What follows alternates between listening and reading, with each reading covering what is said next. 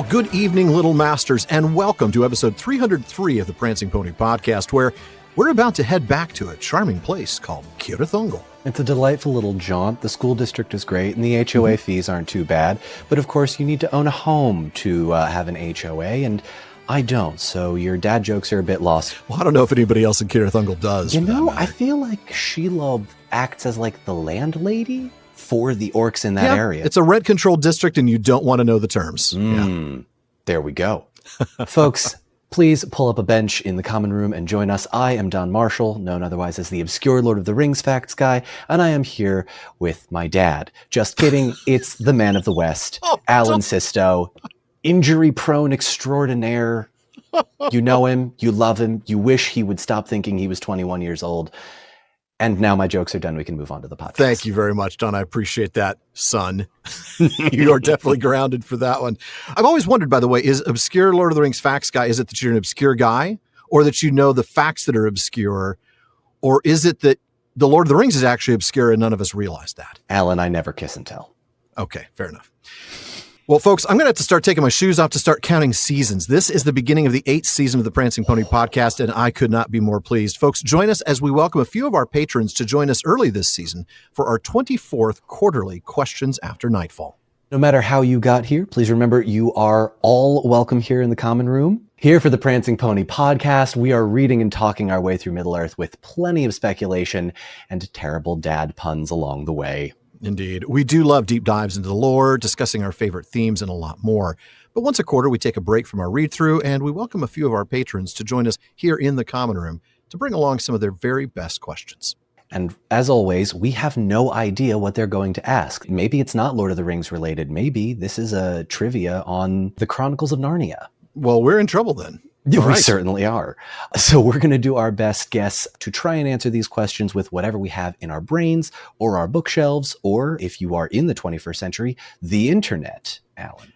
Well, you know, mostly our shelves, I hope. As with previous Questions After Nightfall episodes, aside from any possible edits for nervous coughs and maybe time spent flipping through physical pages, because we do have those, as we look for an answer, we will be presenting this as it was recorded live. So everything you hear in this show will have been recorded during this session. If you'd like to be on one of these with us sometime, you can join us at Fellowship of the Podcast at patreon.com/Prancing Pony Pod. Questions After Nightfall episodes are recorded once a quarter, and patrons at the Elrond's Honorarium tier and higher are invited to join. That's right. It's just one of the ways we show our appreciation to those who support the show. Give them the opportunity to join us, make us laugh, make us think, and more than often embarrass us in the best possible way. Now let's go ahead and get started. Dawn, who's up first? First, we've got Meta from Denmark. Aha. Meta, welcome. Thank you. I'm from Denmark. I'm in Copenhagen. Oh, okay. Yeah. Oh, wow. All right. So it's dark outside here now, and I'm hoping the neighbors won't throw a party or anything. My question is about elven women and their pregnancies and the elvish childhoods. Oh, my. Wow. So in the appendix B in the Tale of Years, we read that Elladan and Elrohir are born in the year 130. And then Arwen is born in 241. So they're 111 years apart, which seems like a long time to go between having two kids. But then when we read in appendix D that an elven year is 144 years, then actually 111 years would be more like a little more than 9 months. So then they're actually really close together. Right. But that made me think, are you pregnant for 108 years as an elvish woman? And if I was a human being living next to some elves, I could potentially be born and grow up and die, and all the while they would have a baby next door. Yeah. That's about right. Is that how it works? Or how does the elvish childhood relate to the human one? Okay. Yeah. So first a little bit about about elves' pregnancy and how long they're pregnant, how they deal with that, and then how do elvish children age in relation to perhaps, mortal children?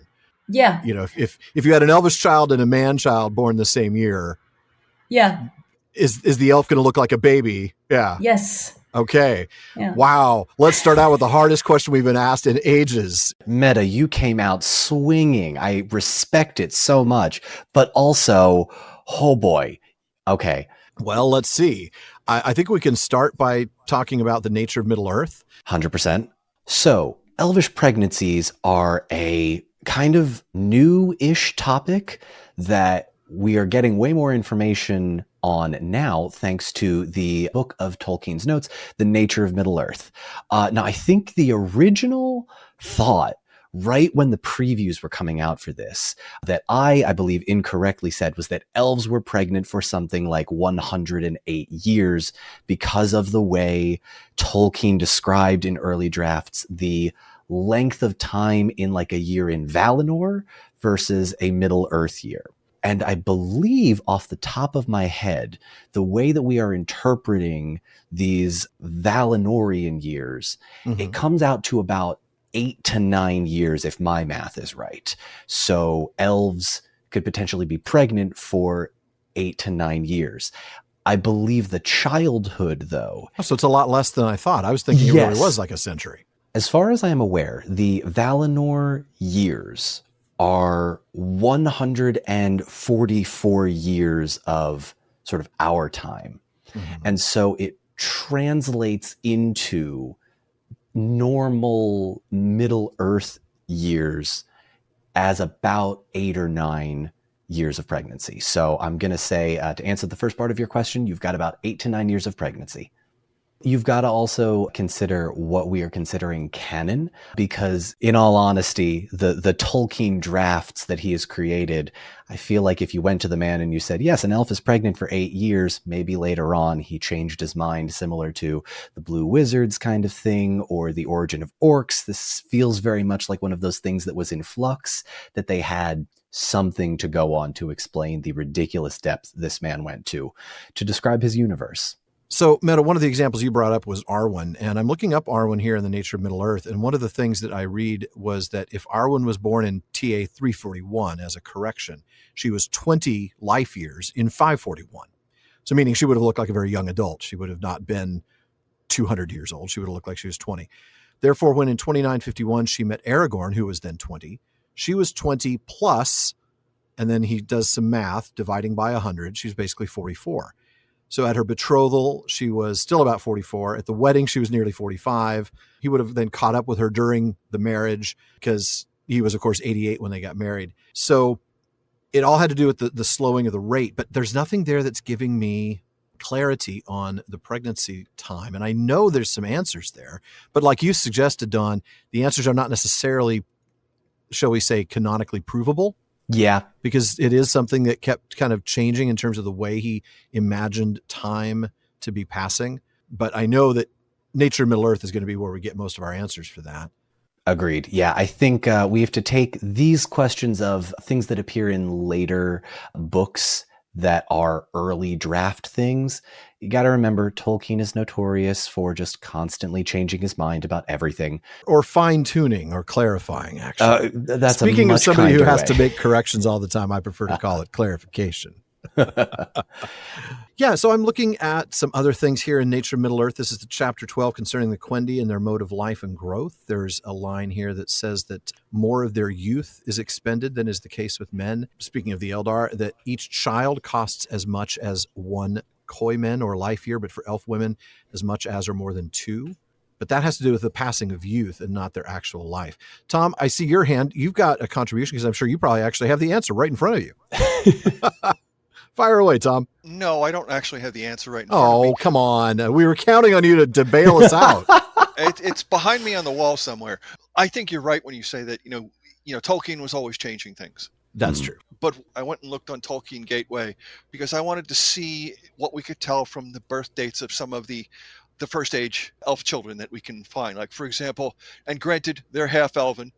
Okay. Yeah. But for example, the ill-fated Ellared and Ellurin, Elwing's brothers, are born in 500, right? Of the first age, and she is born in, I believe it's 504 or something like that. And she's born in 503. Okay.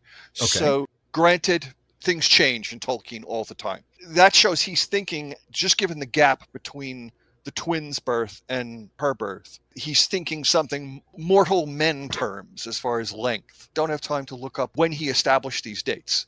Did he establish these dates in the 30s? Did he establish them in the 50s? I mean, I'd have to go look in the Annals of Valinor or something like that, or or the Annals of Beleriand or Grey Annals or somewhere to see when exactly those dates occur. And so give me some idea of where in his thought about the duration of elvish pregnancy it falls. Yeah. Well, like you said, and like we've kind of hemmed and hawed about several times here, this does change. And one of the things that I like about Tolkien is he tries to give us a good reason for the change. In Nature of Middle-earth, we read specifically that it changes because of where the elves are. Like when they were young in Arda, it was one thing. When they lived in Valinor, it was one thing. But when they are in the Third Age, it's something else. And if we look at chapter 5 of the Nature of Middle-earth, we do get a little more clarity that when the Quendi were very young in Arda, and this would be the very first 6 generations of their existence, they were far more like men. Their bodies were in great vigor and dominant, and the delights of the body of all kinds were their chief concern. Their spirits, or their Fëanor, were only beginning to wake fully. Thus, they were far more concerned with love and the begetting of children than was so later. That's an interesting thing and actually spawn all sorts of wonderful conversations in and of itself right there.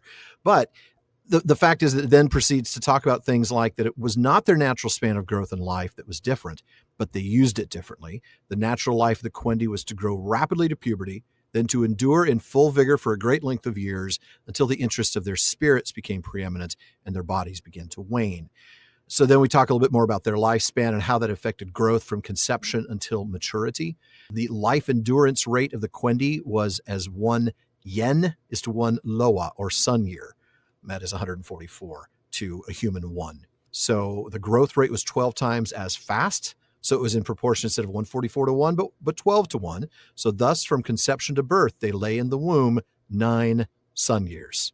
That's where we get that data from. Now, whether that's something that stays that way throughout, we don't know. We just know that when born, they continue to grow at that same rate until they reach puberty. So with males, that was 24. With females, that's 18. But that acceleration, that growth rate was the same. So, wow, that is not an easy question. Thank you, Meta. You ask a good one. I love it. I really do. It's such a fun one to ask because there's no clear answer. We can't give you one that's going to satisfy everybody, but it sure is interesting. And I got to say, the work that Carl Hostetter did to bring the Nature of Middle-earth into printed form, wow, thank you. Phenomenal stuff. The math involved alone would have been enough to put me off this. I would have said, there's too much math in this book. I'm out. But yeah, it is absolutely fantastic. The growth rate is faster because they're going to live so much longer, but it appears slower to the mortal. Right. So they accelerate to puberty and then they level off. So that rate, according to this, would have been, if I look at the natural growth rate, an elf child conceived was born 9 years later. So that means if you had 2 children conceived at the same time, 1 human, 1 elf, the human would be a little over 8 years old by the time the elvish child was born. But then by the time the elf man reached age 24, in other words, his puberty level, that man would be 288 years old. So yeah, it would appear very, very slow indeed. Goodness. That'd be 216 years for a man. If the elf child that you're comparing them to was a female, she would reach her puberty of 18 a little earlier, but 216 years.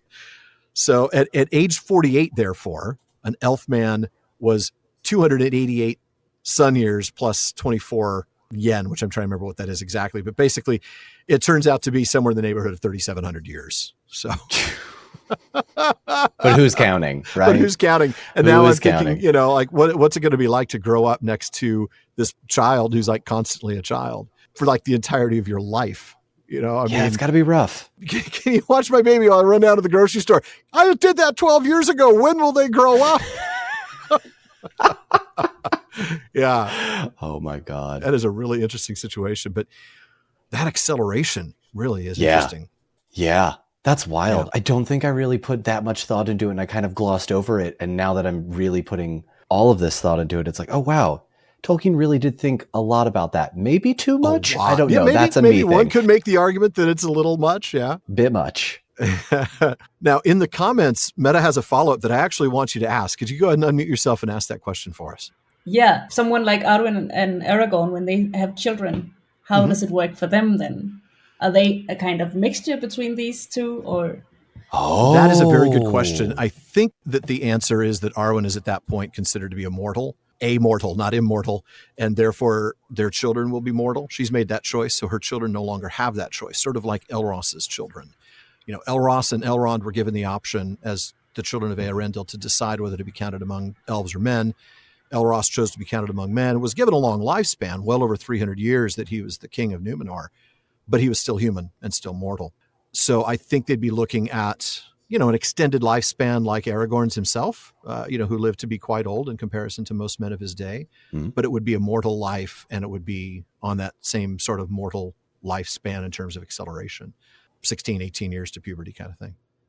I often wonder if we would have had, if Tolkien had ever written anything more about Fourth Age related content. I know we don't have quite a lot of it, but we don't. That's something I'll definitely want to explore at some point. I know there are some bits and pieces. Of course, there's the epilogue, but I think once, and we've had this question before a little bit about, what happens to those who change their kind. What happens when Arwen becomes mortal, or when Luthien became mortal. Yeah.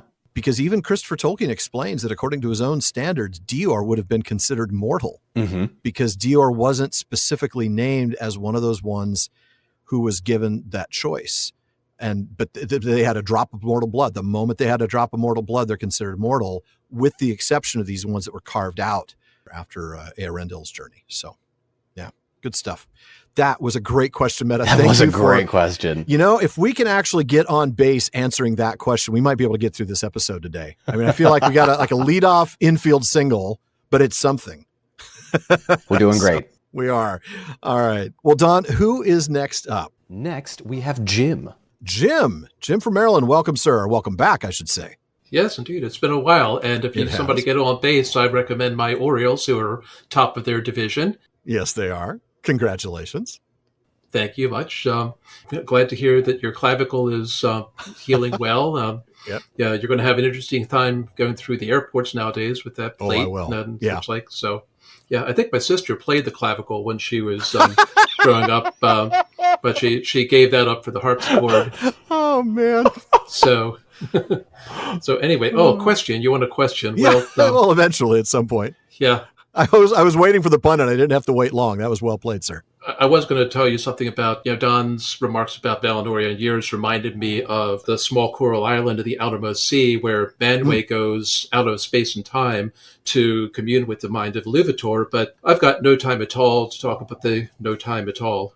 The no time at all. Oh, my that is bad. God. That is bad. I'd like to ask about the Witch King's ring. Was it yes. still on the field of Pelennor after he passed away? There's a little bit of confusion about that. I've seen somewhere in the Lost Tales that sometimes Sauron would take the rings away from the ring waste and hold on to them. And I was wondering, how does that even work? I mean, I guess they've faded, so they're still invisible without their rings, but do they have a loss of power? I would think that the Witch King on the field of Pelennor was at the maximum of his power, so he must have had his ring, in which case, after he'd been killed, it's down there with his cloak and shredded garments and such like. So could somebody have taken the ring, less dangerous perhaps than Sauron's ring, but still it's been sitting on the Witch King's finger for 4,000 years?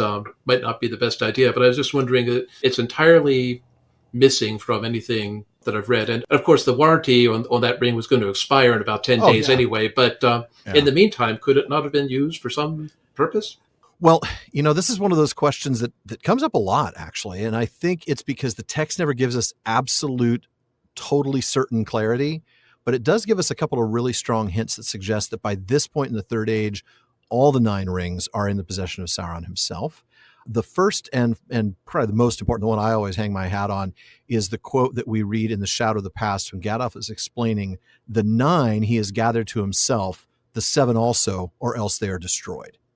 By this point, he holds those rings. I don't know that those rings would hold any power for these guys anymore. At this point, they are simply, I don't know that they're anything usable by them. They have served their purpose. The purpose of the rings was to enslave them to his will so that they become nothing but an extension of his will. And by holding those rings, if anything, he holds a little bit more power over them in the sense that they can't even conceive of the idea of rebelling against him while not in possession of those rings. But there was also another line in The Mirror of Galadriel when Galadriel is speaking to Frodo. He's seen the eye in the water. She says to him, "You saw the eye of him that holds the 7 and the 9." So I think those two quotes combined lead me to the conclusion that by this point in the Third Age, he holds all those rings physically himself somewhere in a safe box in Barad-dûr. So they're destroyed along with everything else that Barad-dûr once held, and they're gone now. But boy, that would be an interesting find if one is sorting through the treasures of Barad-dûr. But I got to ask, even if that is the case, Don, do we want to speculate a little bit? What if he bore that ring, and what if it could be found? Would it bear any considering? Like, what could that have done? I don't think it could have accomplished anything good. No, definitely not anything good. I think my thought process has always been that the human rings are a part of them now. Yeah. In that they're sort of like on their bodies, because they die at the river and then they come back, and we're assuming, they have that ability to return dead. No, you cannot kill them sort of deal. Well, right. They're not, they didn't really die at the river per se. As much as they were disembodied. Yeah. Yeah. Maybe I'm incorrect in this, but did the blade do a final kill attack on the Witch King of Angmar compared to the... No, remember the spirit of the Witch King fled back to Sauron. Right. Sam even sees it going back to the Tower of Barad-dûr. That's right. So yeah, I would say best guess for me is that, the ring is still on their bodies, but if it gets left there, who finds Éowyn and Merry? Okay, because now that I'm thinking about it. Yeah, at that point, the ring is bound to that Nazgul, I think. Just as it would take an incredibly special, powerful person like a Gandalf, like a Galadriel, like an Aragorn to claim the One Ring and to try to use it in any way other than just being invisible. Yeah. Anybody who ordinary person just finds the ring of the Nazgul and puts it on isn't going to be able to do anything with it. Now, let's say Gothmog, the lieutenant who then ended up charging the city after the death of the Witch King and sort of took the field command of the remnants of that army. If he were to find it, okay, maybe there's something there. But the thing is, we still don't even know what Gothmog was, whether he was a man or whether he was an orc. Would it have had the same power over an orc? But yeah, I don't know. I think at that point, you're right. They would have been with the Nazgul for so long, they would have been absolutely bound to each individual one. I think the rings, I'm going to say they're in Barad-dûr and they get destroyed when the tower gets destroyed, along with what's left of the 7, along with whichever ones of the 7 had not already been destroyed by Dragonfire. I believe 4 were destroyed by Dragonfire, 3 he has. Yeah, somewhere it's either 3-4 or 4-3, but they're all gone now. The only rings of power that still exist are the 3 rings of the elves, and they've lost their power now, right? After the one is destroyed. So I think that's what we're talking about. That would be my answer. All right. Yeah. Well, folks, thanks for hanging out with us as we started getting into some really great questions. We're going to go ahead and take a break, and we'll be right back.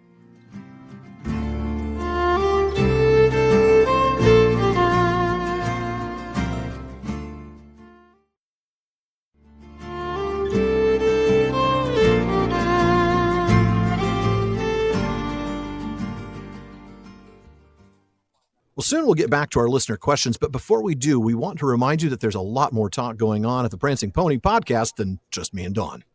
The PPP has an amazing listener community. They are always coming up with great questions and discussions across all social media spaces. Check out our common room on Facebook and our dedicated subreddit, Twitter, and more.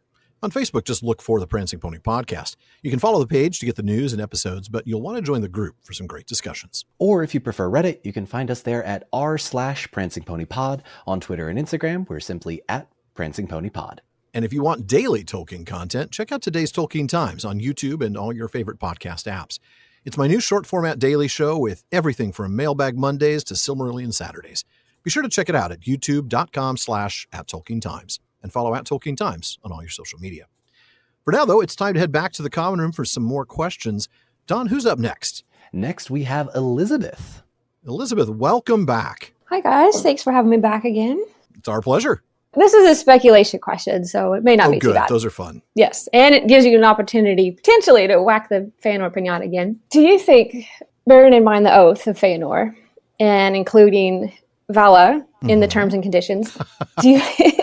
The end-user license agreement of the Silmarillion, yes. Do you think that the sons of Fëanor, particularly like Celegorm and Curufin, already failed to keep the oath based on they never did anything to try to go get the Silmarils back from Morgoth, even when they had the chance to. When Beren goes on his quest, they're right there and he talks about it, and they just sit there. And then after they see Beren and Luthien succeed to a degree, they don't try themselves either. They go after elves that have it, but they still never actually go and make any attempt to reclaim them. No, you're absolutely right. They don't. They let Beren do the hard work. I think they knew. Well, we certainly know that Fëanor knew that it was impossible. Fëanor looks at the threefold peaks of Thangorodrim and knows with the certainty of death, and then still charges his sons to maintain the oath. It is a terrible moment. In fact, that is such an important passage. I'm going to go ahead and read that because I think that tells us what Fëanor already knew was going to be the case, that they were not going to be able to try to take it back from Morgoth. So after he gets attacked by the multiple Balrogs, I mean, there's no question that Fëanor's death was pretty darn impressive. I mean, he's facing off against multiple Balrogs. Finally, Gothmog himself, not the one that was on the Battle of the Pelennor Fields, but this other one, the Lord of the Balrogs, comes wounded with many wounds, the text tells us. And this is when we read, "Then his sons raised up their father and bore him back towards Mithrim. But as they drew near to Aethel Sirion and were upon the upward path to the pass over the mountains, Fëanor bade them halt, for his wounds were mortal, and he knew that his hour was come. And looking out from the slopes of Ered Wethrin, with his last sight, he beheld far off the peaks of Thangorodrim, mightiest of the towers of Middle-earth, and knew with the foreknowledge of death that no power of the Noldor would ever overthrow them.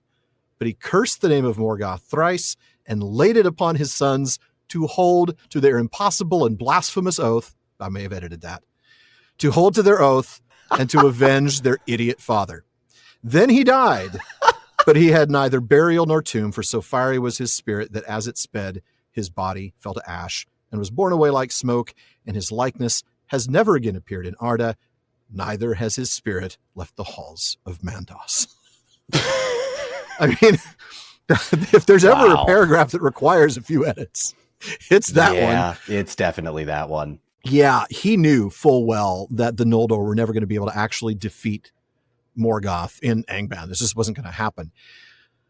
And we also know from reading about Beren that this was all about fate, right? The fate of the Silmarils themselves. That even comes to play when Beren gets the one, and then he thinks, I'm going to go beyond my vow. I'm going to get them all. The text even says, but that was not the fate of the Silmarils. And I think at this point, we just have to go back to what Iluvatar had already determined, which was that, his whole plan here was to raise men up by bringing in the elven strain, right? The Beren and Luthien marriage and their children, with Eärendil, and then reuniting those lines with Arwen and Aragorn later. And that only happens if Beren accomplishes this task. So it was an impossible task. You're right, Elizabeth. It was absolutely, totally impossible. Celegorm, Cúrafin, the rest of the sons of Fëanor were never going to be able to get back those Silmarils. But the fact that they never tried is interesting. That is to say that they never tried until they were in the hands of other elves.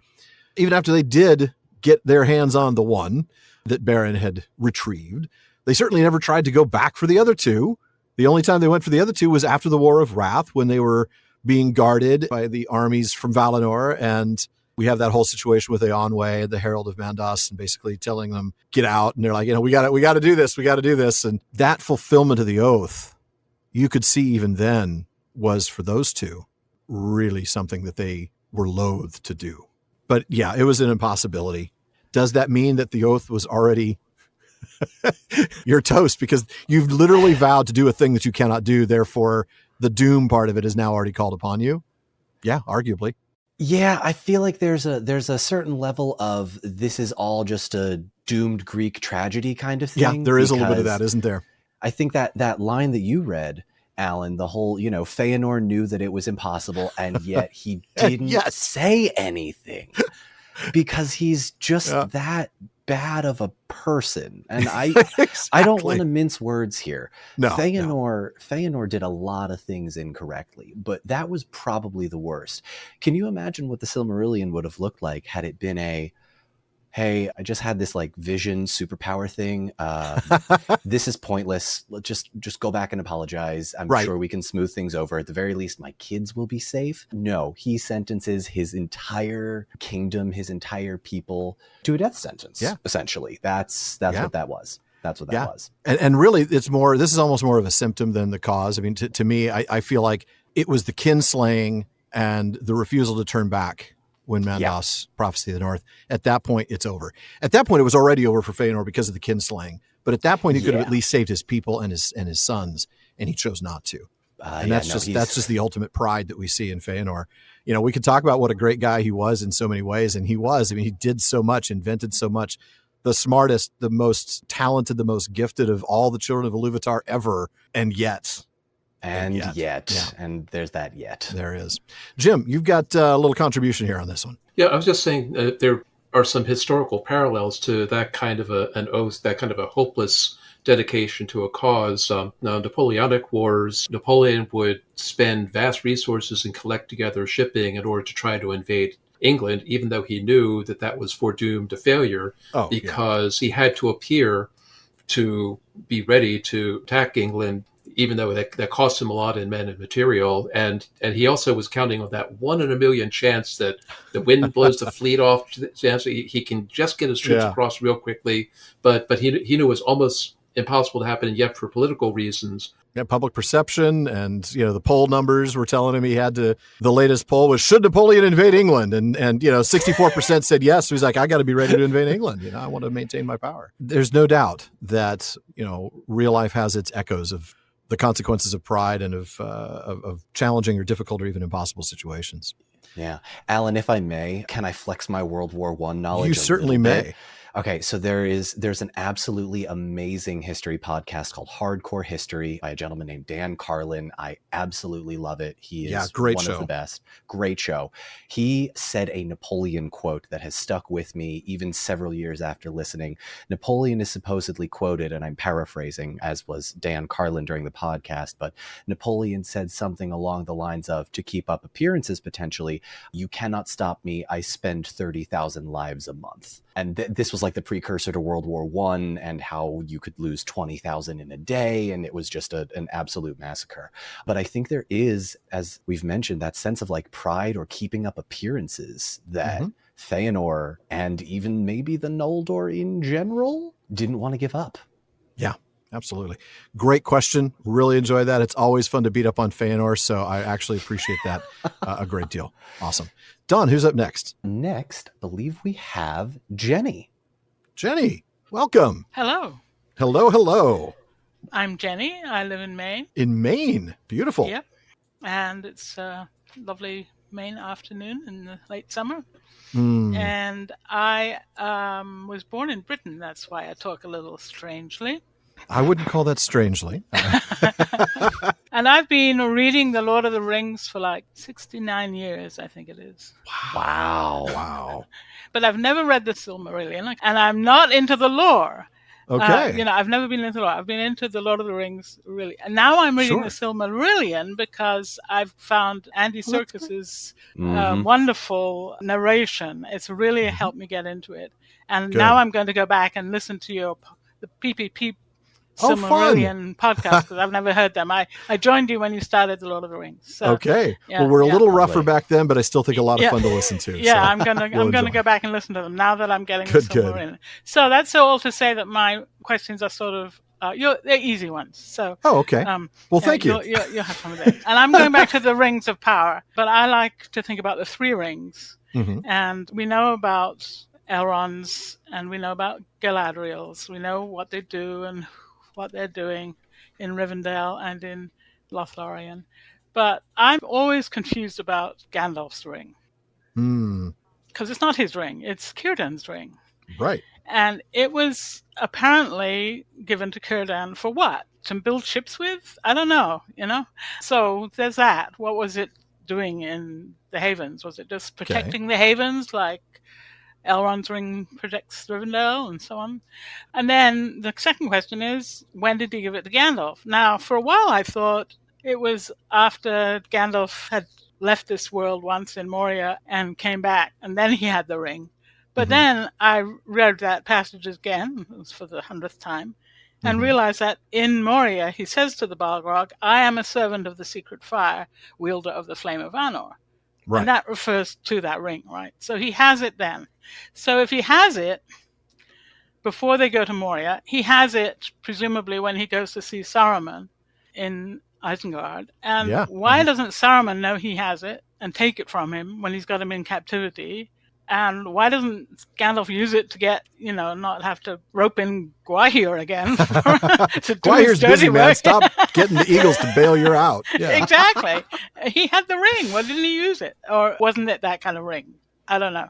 So those are my questions about Gandalf's ring. I wonder if you could make that clearer to me. Yeah, well, I think we can try. Do you want to start, Don, or do you want me to try to? I can try and take this one. I always understood the elven rings to be a kind of way to keep elven kingdoms safe. So like Galadriel has one, then she has Lothlorien. Elrond has one, founds Rivendell. Círdan has one, founds the Grey Havens. For me, it wasn't necessarily, he uses it to build ships. It's just, these are 3 of the most powerful beings who have their elven kingdoms. The fact that Círdan is building ships, I think, is just kind of part of the charm of this bearded elf. I also think, and correct me if I'm wrong, are the elven rings invisible to certain people? Is that? Yeah, I think you're right, actually, Don, that the elven rings are not necessarily visible. In fact, if we look at the Mirror of Galadriel, towards the end of that chapter, we get "All shall love me in despair" line, the nuclear Galadriel from the films.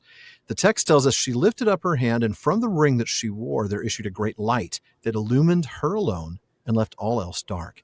She stood before Frodo, seeming now tall beyond measurement and beautiful beyond enduring, terrible and worshipful. Then she let her hand fall, and the light faded, and suddenly she laughed again, and lo, she was shrunken, a slender elf woman clad in simple white, whose gentle voice was soft and sad.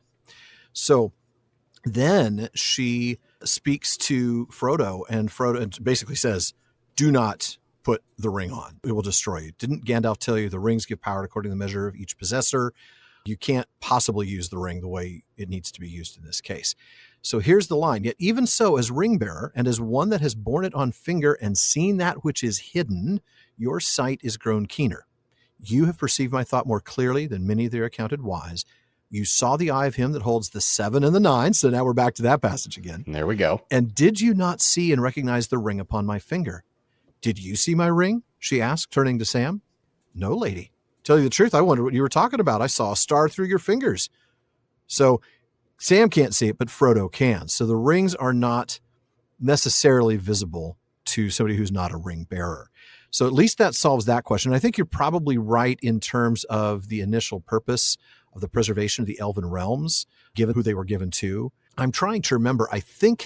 I know that Gil-galad was given one, but I think he was given Vilya, where Narya was given to his right-hand man, which was Círdan. Vilya, of course, would end up finding its way into the hands of Elrond, because he was, of course, the standard bearer for Gil-galad. But Círdan was given Narya from the beginning. As to when it was given him, we actually learned that in Unfinished Tales, the history of Galadriel and Celeborn, that it was actually upon arrival of Gandalf in Middle-earth in circa Third Age 1000. So if I pull up that text real quick, I'll read that. And Alan, a follow-up question, because now that you've said it like that, it's making me wonder, does Saruman not identify himself as Ringmaker? Ringmaker, yeah. So are we to understand that Saruman was a ring bearer of some kind? No, I don't think we're supposed to. I think Saruman is a craftsman. He's a maker in the sense of industry. He's a maker, not in the sense of an artist or a creator or even a sub-creator. He's a guy who's going to brute force his way to every solution, right? And it's what Gandalf chastises him for, that taking what is white and breaking it apart into its many constituent elements does not make you any smarter. And therefore being Saruman in many colors is not a compliment, right? He who breaks a thing to see how it works has lost the path of wisdom. Yes, that's the line. Yes. That is absolutely the line. And I think what we're learning here when Saruman refers to himself as a ring maker is that he's trying to crack that code. He's trying to learn how to make his own rings of power. He'll never succeed, but that's not going to stop him from lesser essays in the craft, as Gandalf might say. Right. Making rings that do have some limited power, but are not going to be anywhere near the 9 or the 7 or the 3. So there's actually a couple of times where Narya is mentioned in Unfinished Tales that shed a little light on when it came into various hands. First we get, and please understand, the history of Galadriel and Celeborn is so scattered and has so many different versions that are contradictory. They're wonderful. They're great. I love it. And it sheds so much light on the thought process that Tolkien had. I especially love some of the really cool stories we get out of that chapter, like the origins of the Elisar, for instance, one of my favorite stories. But one of the versions of the story of Narya shows up there. And we read that after the defeat of Sauron, at this time, the first council was held, and it was there determined that an elvish stronghold in the east of Eriador should be maintained at Imladris rather than in Eregion. At that time, also, Gil-galad gave Vilya the blue ring to Elrond and appointed him to be his vice-regent in Eriador. But the red ring he kept until he gave it to Círdan when he set out from Lindon in the days of the last alliance. So that sounds like he had both. However, Christopher Tolkien explains in a footnote, earlier in this narrative, it is said that Gil-galad gave Narya the red ring to Círdan as soon as he himself received it from Celebrimbor. This agrees with the statements in Appendix B to The Lord of the Rings and in Of the Rings of Power in the Third Age, which is in the Silmarillion, that Círdan held it from the beginning. So I think for the most part, we can agree that Círdan held it from the beginning, that this is maybe one of those texts that's a variant that we can say is not the case. But how do we actually learn when it came to Gandalf? That comes in the section on the Astari later on in Unfinished Tales. And I cannot recommend Unfinished Tales enough if you are wanting to learn more about the lore, because there's so many little nuggets. And here's one of them. There follows an account of the guardianship of the three rings of the elves, in which it is said that Círdan gave the red ring to Gandalf when he first came to the Grey Havens from over the sea. There is a wonderful quote from Círdan that I want to share, and it has to do with him giving him the ring when Gandalf arrived, circa 1000 of the Third Age. So in this section, we're reading about the arrival of the wizards themselves, of the Astari. So we're told that the total number is unknown, but the chiefs were 5. The first to come was Saruman. He was of noble mien and bearing, with raven hair and a fair voice, clad in white. So that's clearly Saruman. Others there were also, 2 clad in sea blue and 1 in earthen brown. And last came one who seemed the least, less tall than the others, and in looks more aged, gray-haired and gray-clad, and leaning on a staff. But Círdan, from their first meeting at the Grey Havens, divined in him the greatest spirit and the wisest, and he welcomed him with reverence, and he gave to his keeping the third ring, Narya the Red. For, said he, great labors and perils lie before you, and lest your task prove too great and wearisome, take this ring for your aid and comfort. It was entrusted to me only to keep secret, and here upon the west shores it is idle. But I deem that in days ere long to come, it should be in nobler hands than mine, that may wield it for the kindling of all hearts to courage. I love that. It's such a rich line, but now I've caught something else with it, which is, what was it doing beforehand? Nothing. I was only holding it to keep it secret. It wasn't doing anything here on the West Shores. It's just been laying idle. So that even answers that question as to what was it doing there? Nothing, which is not the expected answer, but it wasn't. It was absolutely idle, sitting there in the hands of Círdan the Shipwright. And boy, his vision of understanding who Gandalf was and what his fate was to be, beautiful, really is. You explained that as well as I ever could, and you had some book quotes with it too. So I managed to actually find some quotes, didn't I? Took a little while. Jenny, that was a great question. Do you have any follow-ups, or does that sort of answer your question? More than answers it. I do still wonder about Saruman, though. Yeah, I know. I was thinking the same thing. I do see somebody has pointed out that he was wearing a ring at some point when they met. So he does make his own rings, but was he not able to perceive that Gandalf had one of the three? The only thing I can think of is it's a matter of the relative power of the ring. You know, I think the only reason that Frodo could see Galadriel's ring on her finger is because he bore the one. Yeah. And without that, like Sam couldn't see it at all. He just saw a star shining through her hand. So, but Saruman's not a hobbit. Well, no, Saruman's not a hobbit. He's a great lore He is master. a great wizard. He is on par with, that's the thing. It's like, okay, the gap between Hobbit and Galadriel is huge. The gap between Gandalf and Saruman is not huge. So how do we explain that away? And the only thing I can think of at that point is the power of the rings themselves. And in this case, the power of Gandalf's ring is significantly greater than the power of Saruman's ring, because Saruman's ring could not possibly be anywhere near that level of power. But that would be the only thing that I can think of, because otherwise, I just don't know why. Certainly Gandalf would not reveal it, so Saruman would have to perceive it. Could Saruman have perceived it? Maybe he wouldn't even bothered to try. This is Saruman, who thinks he's above all that, who thinks he knows better. So there could have been an element of pride and just sort of maybe ignoring it. But I think if it comes down to an inability to perceive, it would be based not on the relative power of the people, but on the relative power of the rings that they are each bearing. Because, he could be a jeweler, but that doesn't make him Celebrimbor. Yeah.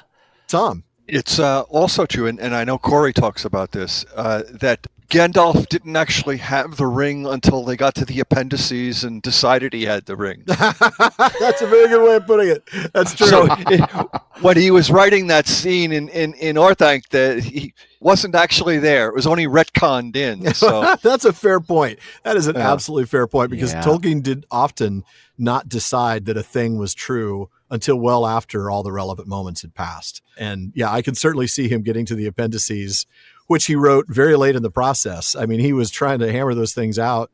I was just actually going through that for today's Tolkien Times and the Tolkien Tuesdays that we've been doing. And the process of trying to get through these appendices, he's putting stuff together that's been on scraps of paper and notes from all over for the last several years. It wouldn't surprise me in the least to find out, Gandalf had a ring. That's right. Absolutely possible. Yeah. I feel like we should just title this episode Tolkien's Retcons. And why did he do that again? Why did he do that again? Absolutely. Good one. All right, Don. So who do we have up next? Up next, we have Erica from Texas. Erica, what's your question? Erica, welcome.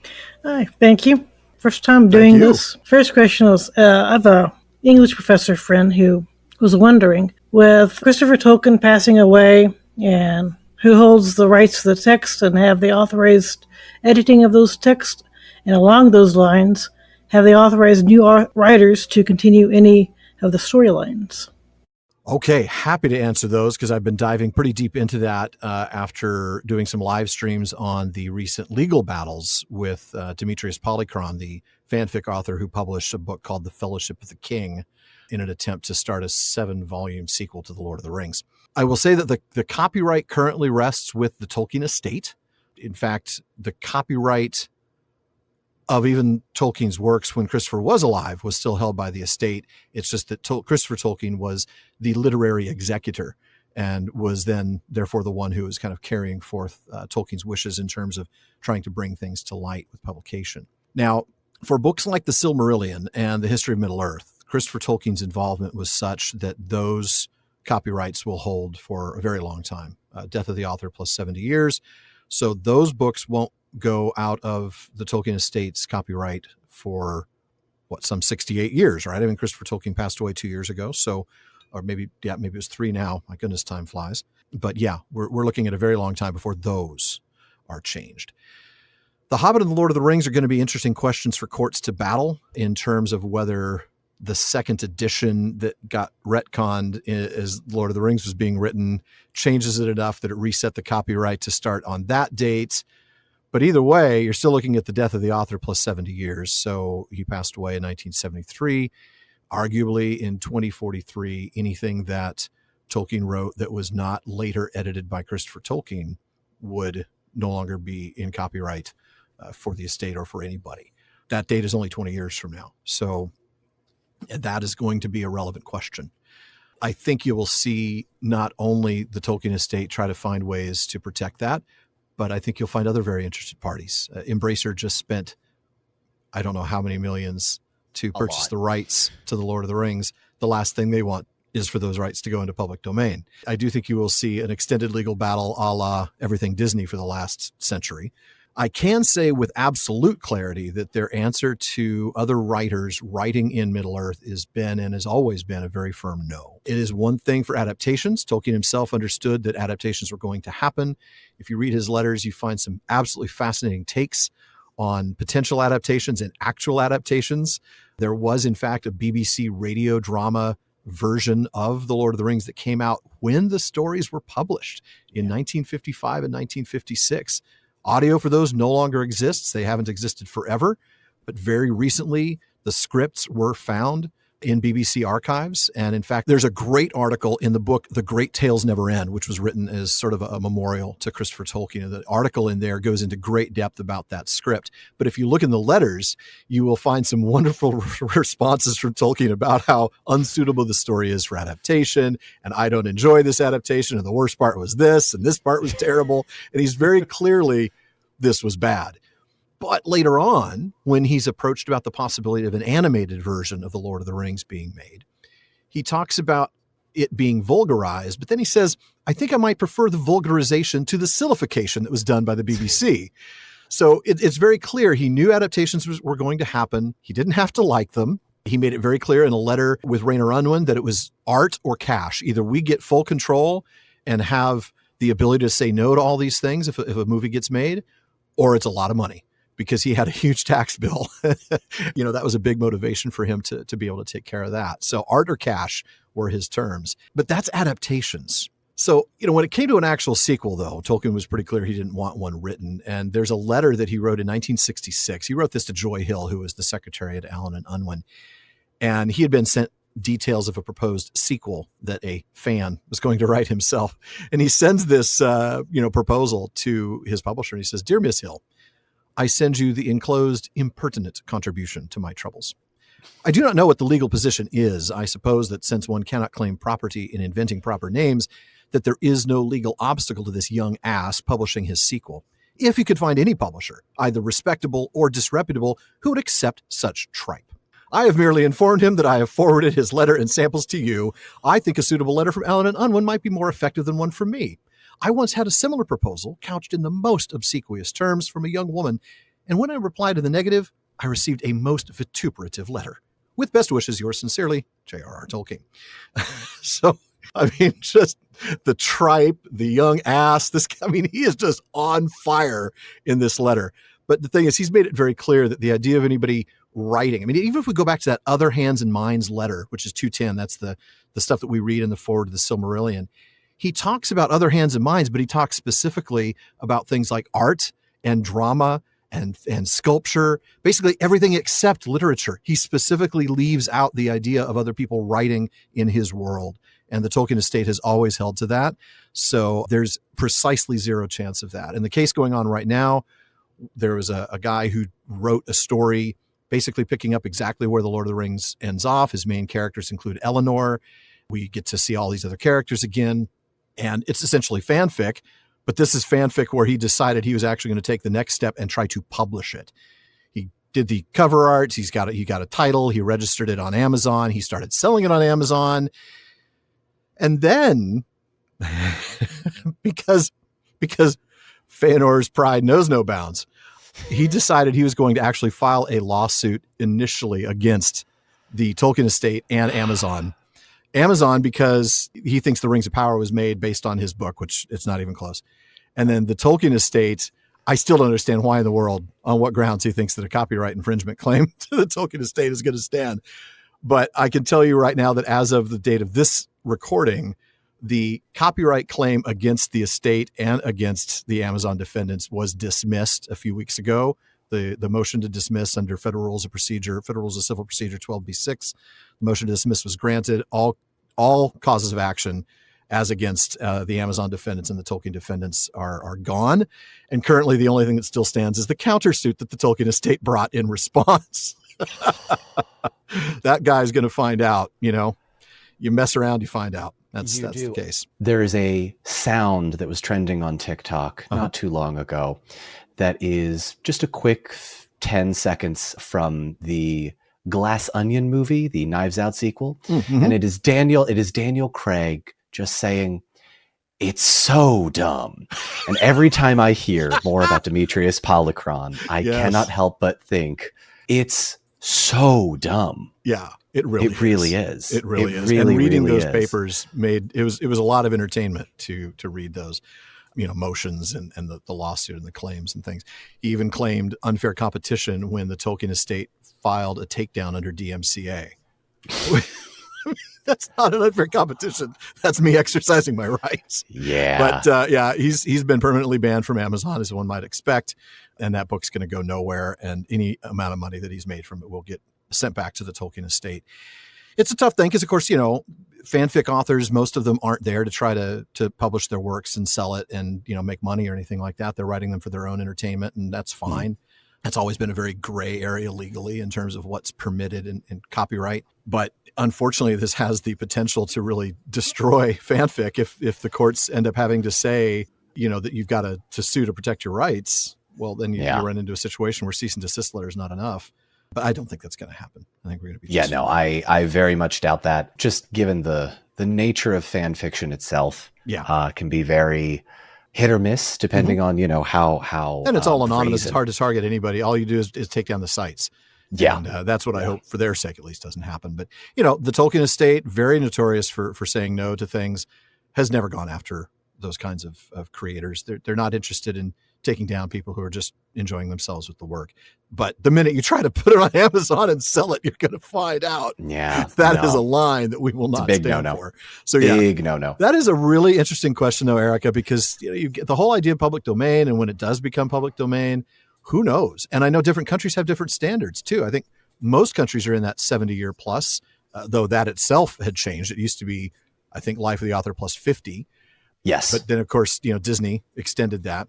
But then the question is going to be things like, okay, Christopher Tolkien rewrote The Children of Húrin and released that as a novel in 2017. Does that mean that is now protected by copyright until 70 years after Christopher's death?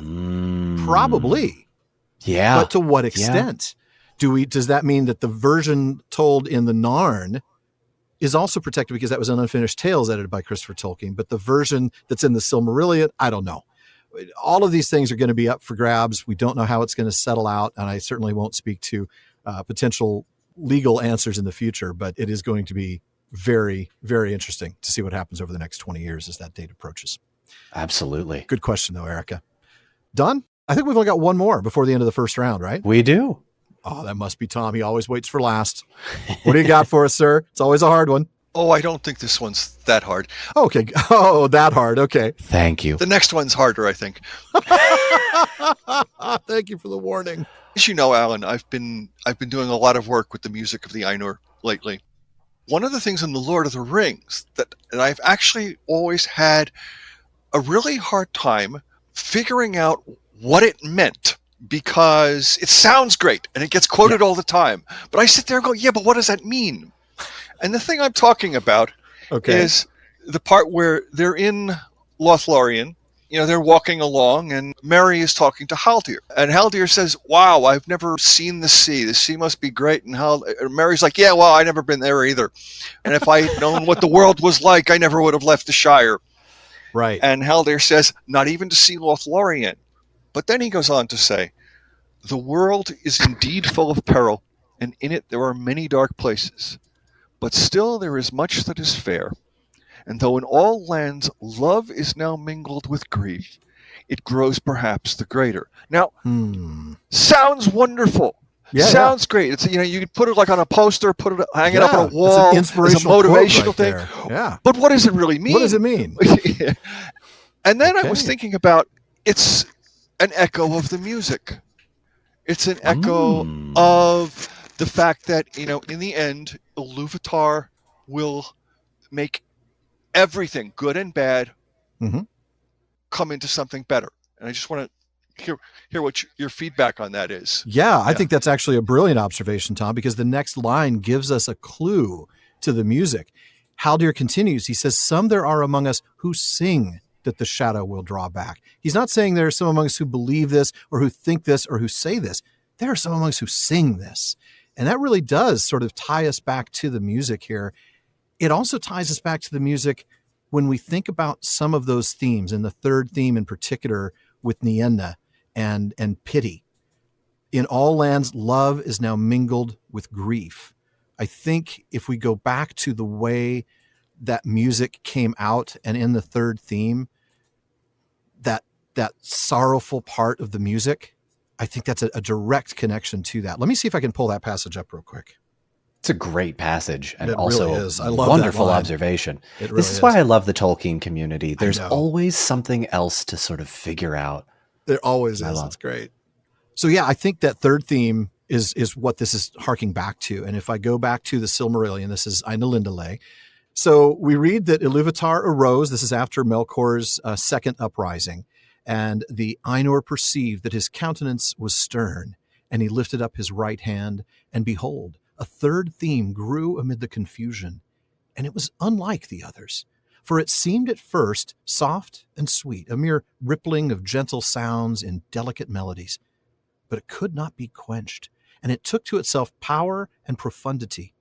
And it seemed at last that there were two musics progressing at one time before the seat of Iluvatar, and they were utterly at variance. The one was deep and wide and beautiful, but slow and blended with an immeasurable sorrow, from which its beauty chiefly came. And the other, this is now Morgoth's theme, had now achieved a unity of its own. And he goes on, it was loud and vain, endlessly repeated. That's the whole idea of many trumpets just blowing a single note, drowning out the other by violence of its voice.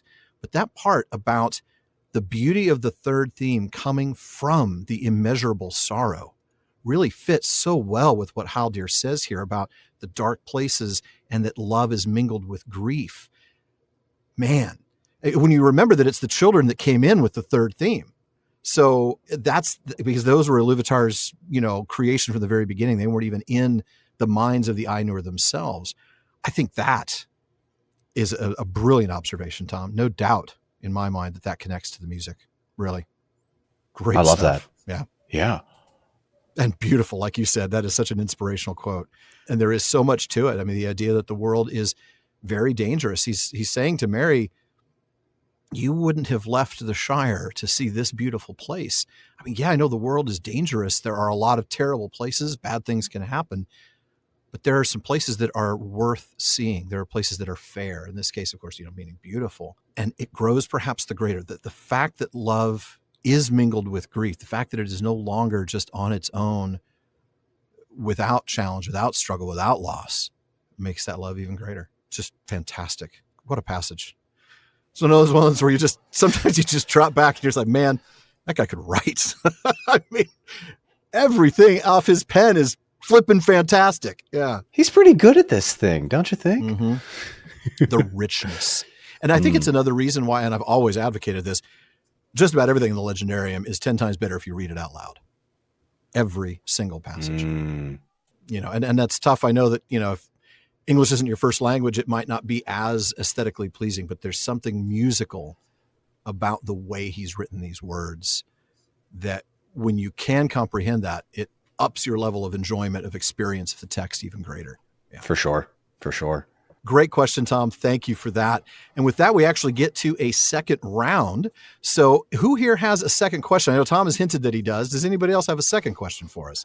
Everybody has a second question. Here we go. All right. Round two. My goodness. Well, it looks like we'll start with Meta again, since I saw that hand raised first. This is a shorter one. In the House of Tom Bombadil, the hobbits become aware that they're singing merrily instead of talking, because it seems like more natural and easy. And at the end of The Lord of the Rings, when Gandalf says he would like to go and see Tom Bombadil and have a good long chat, I was just wondering if you think he will be singing merrily as well. Almost certainly. I think it's the same reason why when I come back from the UK, I sometimes have a slight accent and I say words like Q instead of line, or aluminium instead of aluminum. We end up speaking the way that the people we're around speak. And the hobbits have been around Tom now for, at that point, a couple of days. And Tom does nothing but speak in tetrameter the entire time, just chanting along. And I think, it's one of those things that you do. Though I wonder, now that I think about it, whether Gandalf might rely more on Osanwe, more on that mental, almost telepathic communication with Tom. I wonder. Don, what do you think? I often wonder if Goldberry ever gets sick of the rhyming schemes. That's just a me thing, though. That's just a me thing. She wants to mix it up. Maybe we don't know this. Maybe he changes his rhythm every month or every week. And we only saw him for those 2 or 3 days. It True. Could be. Oh, this was my tetrameter week. You should come back next week. We're in iambic pentameter. And then, maybe we change it to some, Gregorian chant the next time. I don't know. Oh, Lord. Correct me if I'm wrong. We don't get any of Gandalf singing throughout this entire thing, do we? Gandalf strikes me as not much of a singer. I'm not patient enough to actually come up with anything that takes more words than is necessary. I'll say what I'm going to say. It's not going to fit into a rhyme or a rhythm.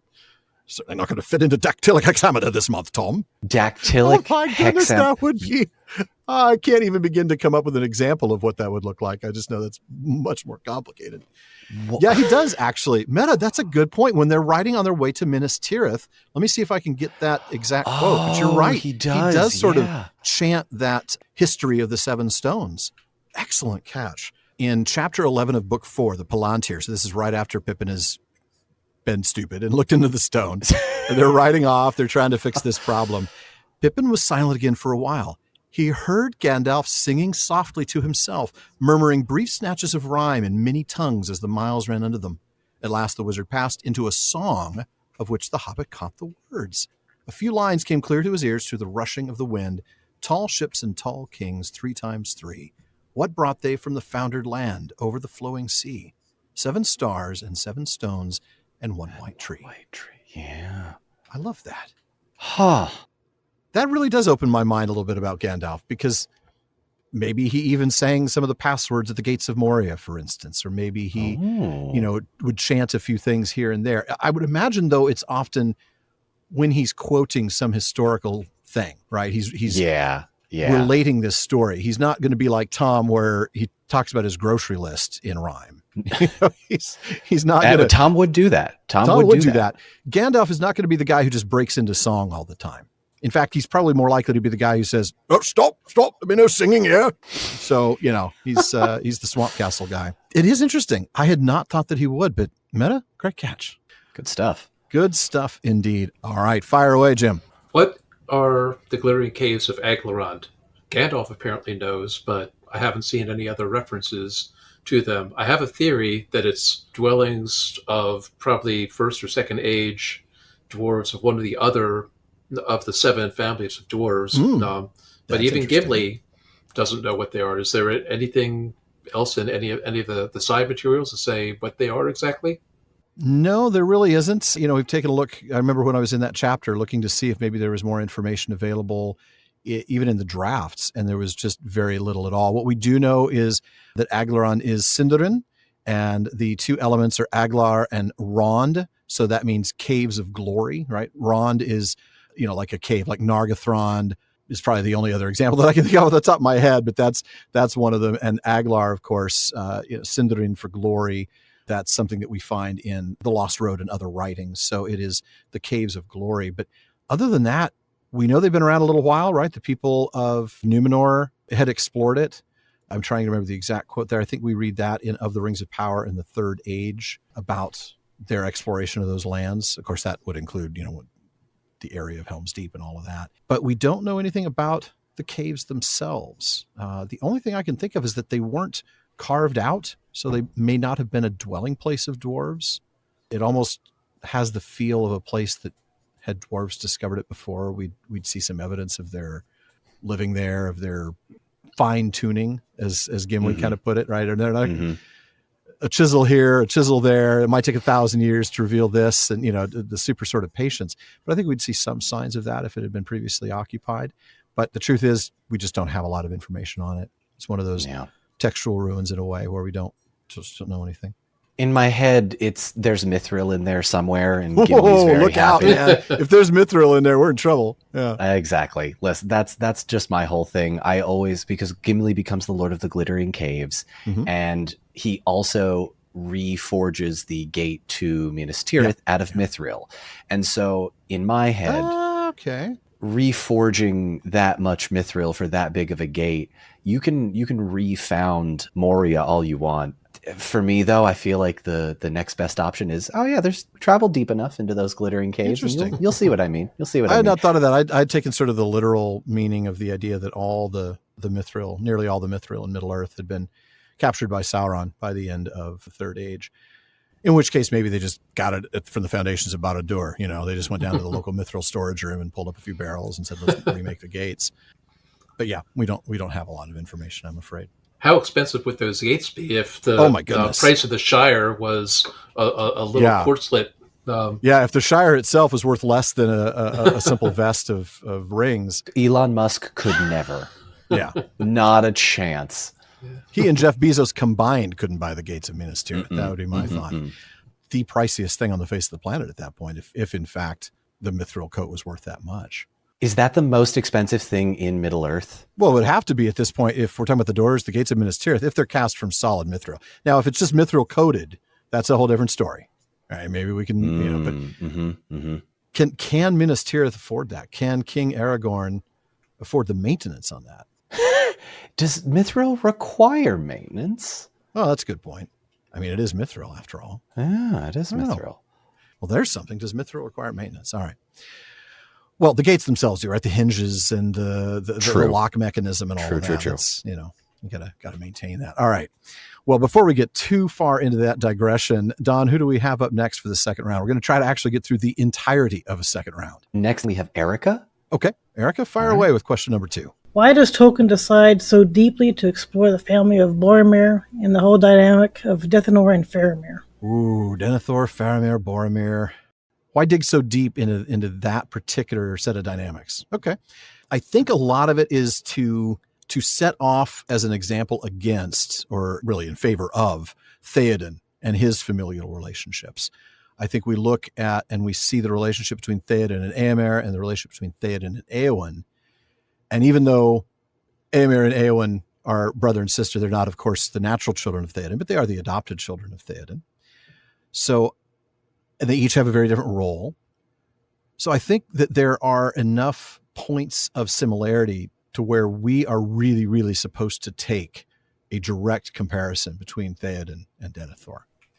And everything that we can do to enhance that comparison and to clarify why each of them acts a little differently is going to be an element that Tolkien wants to explore in that story.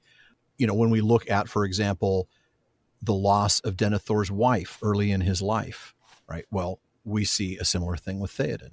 There are just so many points, so many touch points, and so many similarities between the two.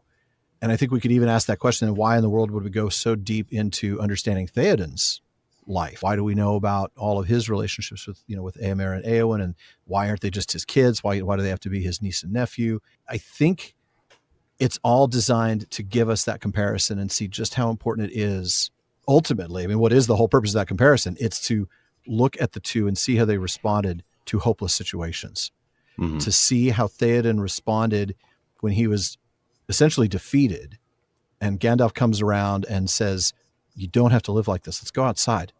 Let's breathe some free air. Let's talk about the future of the world.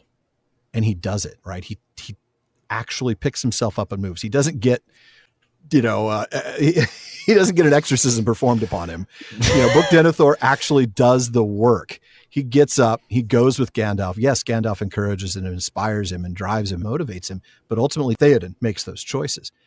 Denethor, on the other hand, he's given an opportunity as well to respond to what looks to be a hopeless situation. And how he responds and the ultimate despair that he experiences and the choice he makes in that despair, the immoral choice that Tolkien would very clearly defines as an immoral choice in terms of self-immolation and attempting to kill his son in the process, rather than going out into battle and doing his duty as the leader of Minas Tirith, as the leader of Gondor. And I think everything that we see in the familial relationship between Denethor and Boromir and Faramir is designed in a way to set Denethor off from, or to compare him to, Theoden, so that comparison is richer and richer every time we experience it. I'm not saying that they don't have value in and of themselves. I just think that comparison is ultimately what Tolkien is trying to get us to do, is compare those two characters. But yeah, we certainly do know a lot. We know a lot about his wife Finduilas. We know a lot about Boromir and Faramir's youth. We know a lot even about Denethor's youth, knowing that when his father was still the steward and Aragorn was serving him as Thorongil, decades ago, we know that from the years that they were born, we know that Boromir was a young boy. Faramir had not been born yet when Aragorn was there in Gondor as Thorongil. So there's a lot we know. Much of that, of course, is explored in the appendices, but it's still there. And I think at the end of the day, it is just to highlight the similarities and the differences with Theoden. That may be one of the strongest connections in the text for me, at least.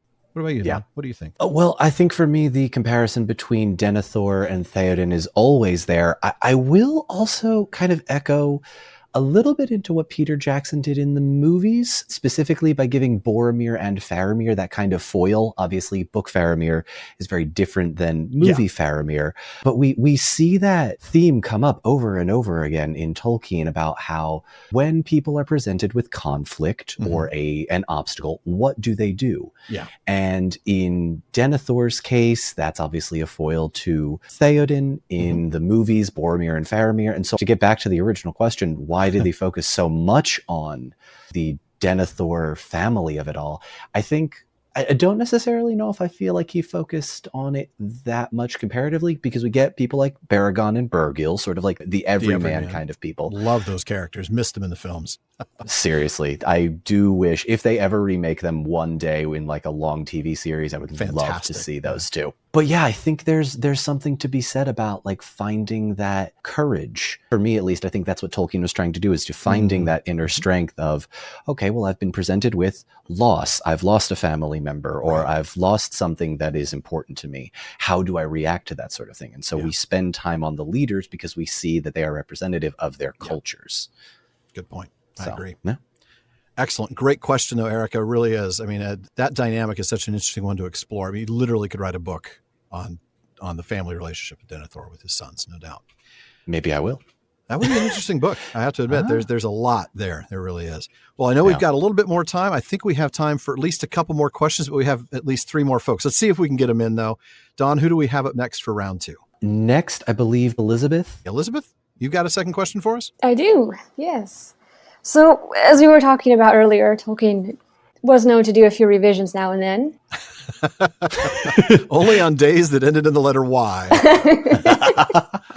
So, narrowing it down to, say, the 3 great tales, there's different iterations and versions of those. Which one would be your favorite? Ooh. Oh, God. Oh. I could just tell you right now, I would love, he never finished it, but I would love to see a finished version of the Lay of Lathian, in full verse to get to the end of that story. Normally, I'm a bigger fan of Tolkien's alliterative verse, and that's always going to be true. I would also love to see, for Children of Húrin, I would love to see the alliterative verse version of that, because he started that too, but he got a lot less far in that than he did the Lay of Lathian. But I think for me, the one that I would want to see more than anything is the completed poetic version of the Lay of Lathian. I realize that Tolkien would absolutely not want this to be a thing, because he gave up after 13 pages. But my God, what I would give to see an early draft of The New Shadow, that sequel following Eldarion, Aragorn's son, in the Fourth Age, as we see, evil was destroyed, but as Tolkien said, even with Morgoth and Sauron, the evil will remain in human beings' hearts. And I get why he didn't. I understand why he didn't. Mm-hmm. That doesn't mean I don't want to see it any less. I think it would be so cool to just see, give him some sort of later on in life. He's in his 70s and 80s, just being like, maybe one more try, and end on a good note, right? Make it so that, good will win, of course, at what cost, but here we are. Good stuff. So I think the other one I would have to add, and anybody who's listened to the first season of the show knows this, that of Tuorin is coming to Gondolin, and the journey through the 7 gates was for me one of my all-time favorite moments in the Legendarium, and I just wish that version of the story had been completed. I would have loved to have seen his initial meeting of Idril and the way their relationship blossomed. I think that would have been such a wonderful story. Tuor is one of my all-time favorite First Age characters, so that would have been another tough one, but it's so hard to pick just one. It really, really is. But it's a great question, Elizabeth. Thank you. Thank you. Well, we've got room for 2 more, I do believe. Jenny, Tom, who wants to go first? Okay, I've got a little probing question here, if you don't mind. Uh-oh. Look out, Don.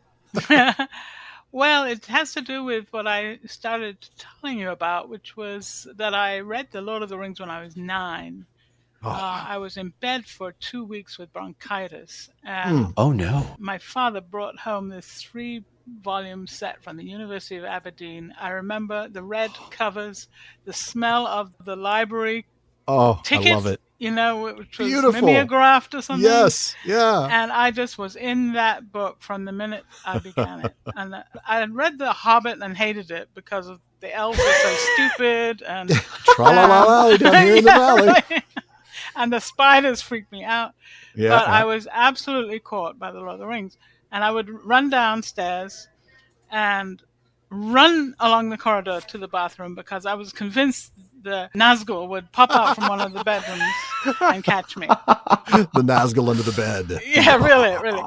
As I read and reread over the years, as an adult, I realized that what I had been doing was dealing with my fear. I had been abused as a child, very young child. The reading of that, getting into that fear that Tolkien allowed me to do, it was really the saving of my life. And that he was able to do it in the context of this world in which, Spibuni, which in which it comes out right in the end, and there's still lots of evil, but you can overcome it.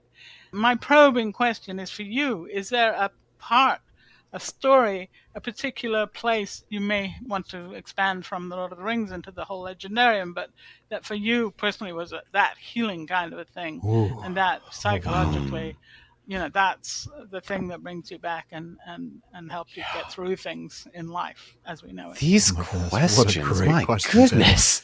I'll tell you one thing, even before I try to get into how it's touched me personally, one of the huge blessings of the position that I'm in now doing this podcast is hearing those kinds of stories from so many people and seeing the powerful impact that a simple story can have on so many thousands of people. And it reaches them all in these deeply personal places. Thank you for sharing that. And I need to think about that. Don, do you want to try to answer that one first? I'm sure there are more than one answer. That's why I'm struggling. There are. But I don't know if I could in good conscience pick just one, but would you accept a top 5? How can we narrow it down to a top 3 so we don't run out of time? Let's do a top 3. I would say the Beren and Luthien chapter was the first time I openly wept in my adult life while reading a book. It was that moment I was in college, and I just remember sitting there on my dorm room bed thinking, this is the most beautiful thing I've ever read ever. And to this day, I don't think anything's come close. So certainly that. I'm huge into lore. So the Council of Elrond chapter was very healing for me. I used to listen to it to fall asleep in the audiobook version, the Robert Inglis version. I love the Andy Serkis one, but I'm quite partial to Robert Inglis. And then I don't necessarily think it's a chapter or any one part, but the moment where Sam and Frodo are in Mordor and they're looking up at the stars and they're talking about how, it's just a passing thing, the shadow. And I think for me, those are things that transcend the Lord of the Rings and are able to sort of become this sort of thing everyone can understand. Yeah. I'm going to piggyback onto your answers by starting with the last one you gave, because it's the first one that came to mind for me. There have been a lot of moments of darkness, and that's been true for everybody who's ever walked this planet. And it is sometimes very hard to think of the shadow as being a small and passing thing. And then you realize when they're saying that, they're in the middle of Mordor. They've got zero chance of success at their mission. They've got zero chance of surviving the next week. The shadow is not a passing thing. It is a very real and substantial thing that is happening to them right now. They're in the middle of that shadow. And yet they can look up at that star and say, at the end of the day, at the end of all things, when all things are considered, the shadow is a small and passing thing. And I think that has brought me encouragement at times that I didn't see a way out. It has been absolutely a heartwarming passage, but one that is a reminder of kind of the scale of things. It's also kind of a little bit of a gentle nudge to be humble, and to realize that your life, it may be all but it's a small thing in the big scope of things. It kind of comes back to what Sam talked about the story going on, and we're all in this story. Mm-hmm. And so I have to think, okay, the shadow may be overwhelming to me, but at the end of the day, it is a small thing. And maybe I'll be able to experience the passing of that shadow in the days that I have. It is just such a powerful, powerful moment. I think the other thing for me is sort of a bravery thing. Like so many people in the Tolkien world, I am an introvert. I know it doesn't sound like it. I run a show where I talk all the time. I mean, 300 episodes, 500 hours, and it's still not enough. I have to do a daily show. So one would think that qualifies as extroverted. But the fact is that I get my energy from being by myself, and that doing those things is challenging and draining. I love doing it, because I love seeing how this stuff impacts other people. But it took a lot to get there. And I think for me, the passage where Húrin faces off against Morgoth and just absolutely stands his ground against the devil himself is the kind of thing that, sure, you can think about the courage that he showed, 70 times he uttered that cry. And that, Aure and Tulava is my favorite phrase in all of the Legendarium for good reason. But it was his courage and arguably kind of foolish courage that I'm not going to say he doomed his family to what they suffered because of his facing off against Morgoth. Morgoth was going to do what he's going to do, right? I don't think that Húrin, short of falling down on his knees and worshiping Morgoth, was never going to get Morgoth to lay off his family. So it's not like I'm going to pin that on him. But his facing off against Morgoth is the kind of thing that inspires me to be brave, to do the hard thing. I don't have to face off against anybody anybody near as difficult as facing off against Morgoth. So sort of a source of encouragement and power for me. So those would be the passages I would talk about. Yep. Love that. Well, Tom, once again, it comes back to you, my friend. You've got the last question of the day. Okay, I'm actually going to forego my question in favor of a couple of small things. The line that always chokes me up is, "But Finrod walks with Fëanor from his father beneath the trees in Eldamar." Yes. I can't believe I said that without choking up. I know. There are certain lines that it is hard to get through. Yeah. I'm just going to add something to what you guys were just talking about with the star in Mordor. In 1916, in late July and early August, while Tolkien was at the Somme, the weather was, at least around the beginning of August, it was very hot and very dry, and so probably very clear. At that point, Venus was a morning star. Yes. And it was actually extremely bright, even for Venus. Yeah.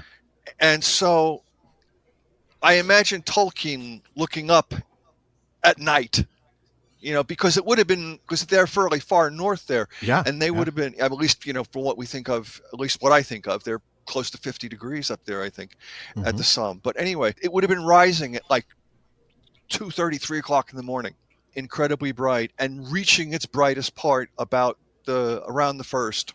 Did Tolkien think of that when he was writing Sam looking up and seeing the star? Because that moment in Mordor. You learn from the appendices that it is Earendil's star he's looking at.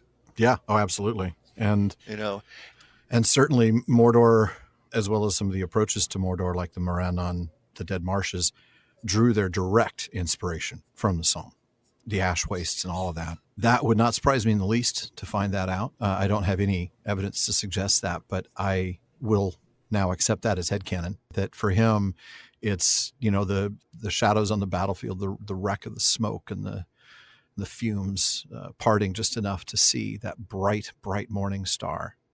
Hail Eärendil, brightest of stars. And the bit that I can't remember in Old English that he would have read in that poem from Christ, Are we getting choked up talking about it? It's hard not to, isn't it? Right? I mean, these are such powerful, powerful passages. And Tolkien himself, when you think about the losses that he had experienced by the time he's writing these works, he is a man steeped in loss. He tells us in the preface to The Lord of the Rings that by 1918, all but one of my close friends were dead. What he doesn't tell you also is that his mother and his father were also dead. He had lost so much in his life, even by that point. I mean, in 1918, we're talking about, I'd have to do the math, what he's 25 years old at that point? Now I can't remember exactly what year he was born because I'm thinking the 3, but that's 1973. So it's 1892 that he was born. 1892, yeah. So, January 3rd, so he's 92. 26 at some point during 1918. 26. You're older than 26, Don. I am. Lose your father at 3, lose your mother at 11, lose your best friends in the war, have your entire life turned upside down by this global war. I'd prefer not to if it's all the same. Exactly. I think that's why these passages on loss come across with so much poignancy. I was just reading for, I think it was for a series of the Silmarillion Saturdays on today's Tolkien Times, the end of Húrin's saga, right? I'd done a passage on Auri and Tulava and then a passage on the words against Morgoth. But then we talked about that passage at the end of the Children of Húrin when he finds. See, we get choked up about it. When he finds Morwen near the stone, the hapless stone about their kids. And it's just this heartbreaking moment. And I don't think that could come from the pen of anybody who hadn't suffered the kind of loss that Tolkien himself had suffered. And I think that's why it resonates so deeply with the rest of us. So good observation, Tom. Thank you. Man, powerful stuff. Folks, that does wrap it up for another episode of the Prancing Pony Podcast. I hope that this has moved you as well. Be sure to join us again in 2 weeks. Dawn and I are going to get ready to tackle the first part of Book 6 by taking a look back at the last 5 seasons. Shouldn't take us too long at all. It's going to be accelerated, that's for sure. We just talked about elvish acceleration, and 144 to 1 is about what we're going to have to do. All right. Of course, we want to thank every member of Team PPP, editor Jordan Rannells, Barleyman Becca Davis, social media manager Casey Hilsey, event and Patreon community coordinator Katie McKenna, graphic artist Megan Collins, and website guru Phil Dean. In fact, please take a minute to check out the prancingponypodcast.com. That's where you'll find show notes, outtakes, Prancing Pony Ponderings, and our online storefront where you can get PPP merch, including the all-new chapter art from Megan. Visit our library page. The Prancing Pony Podcast is, after all, a podcast about the books. So if you're interested in the books we've mentioned on the show, including the Nature of Middle-earth, the one with all of the retcons. Absolutely. You'll find a link for it in our library. The PPP gets a small amount of compensation when you make that purchase. And for that, we do thank you. Indeed, we do. And we also want to take a moment to thank our patrons at the Círdan's contribution tier. I'm going to start with DeMay in Alaska, Chad in Texas, Lance in New Jersey, Paul in Colorado, Jerry in Texas, Joseph in Michigan, Kathy from North Carolina, Carlos in California, Brian in the UK, Ned from Connecticut, Jerry from Washington, Joe in Washington, Erwin from the Netherlands, Ben in Minnesota, Anthony in Texas, and Karen in the UK. A very special thank you to Zaxu in Illinois, Sarah in New Jersey, Joshua in Massachusetts, Lucy in Texas, Connor in North Carolina, Erica in Texas, Carson in Oklahoma, Keith in Alabama, Vivian in California, James in Massachusetts, Anne in Kentucky, Sean in New Jersey, Mason in California, Maureen from Massachusetts, Christiana from Ohio, and John from Japan. Thank you all so much for your support. Indeed. Thank you very, very much. Please make sure you don't miss an episode of the Prancing Pony Podcast. You can subscribe through Spotify, Apple Podcast, Amazon Music, or your favorite podcast app.